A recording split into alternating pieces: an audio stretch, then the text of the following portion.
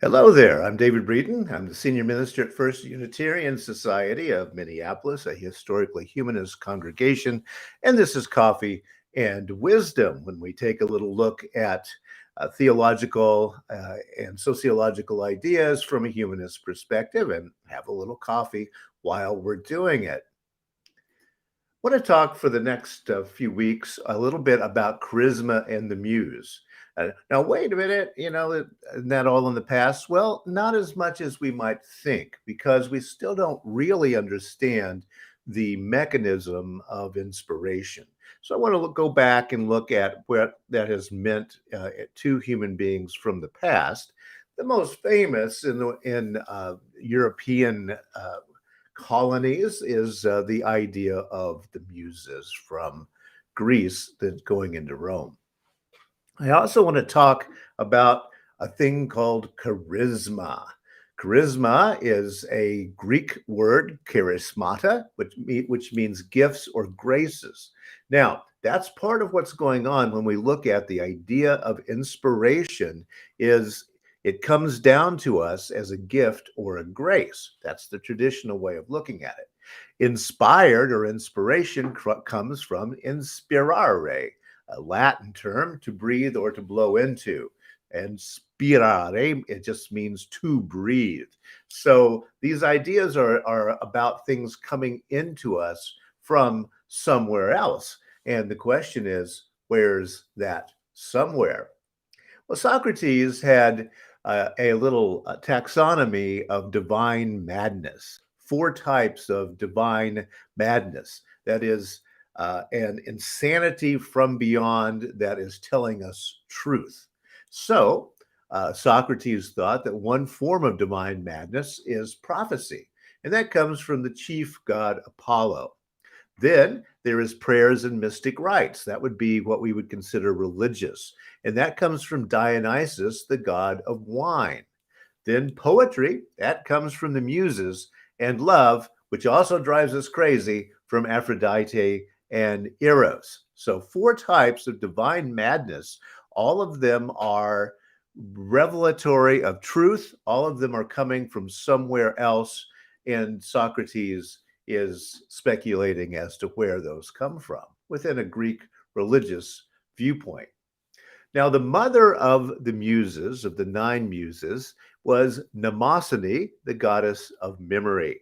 Now, it doesn't take a lot of thought to realize why Nemocity, memory, where we get the term mnemonic device, would be the mother of the muses. You got to remember music and reciting poetry and this kind of thing. It's a skill that then is in the memory and then is used in artistic forms. So Mnemosyne is the goddess or is the mother of the muses.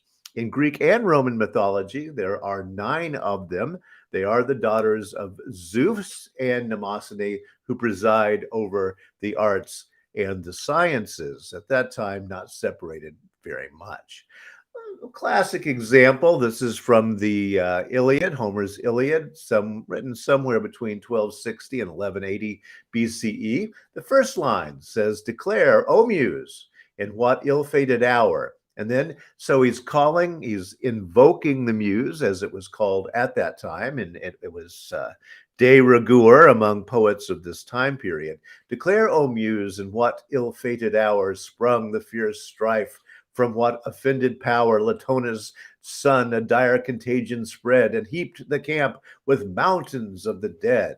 So the muse is going to talk about this great battle. Well, let's think then about those nine muses. We've got Calliope, Clio, Erato, Euterpe, Melpomene, Polyhymnia, Thalia, Terpsichore, and Urania.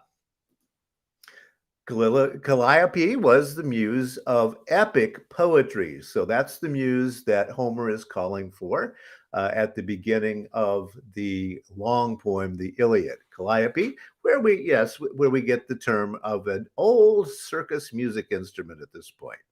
Clio was the muse of history. Erato, the muse of lyric poetry. And yes, that's where we get the term erotic from. And Euterpe is the muse of music, EU, as you see there, you, and if you've been following with Coffee and Wisdom, you already know that that is a Greek prefix for good. Melpomene is the muse of tragedy.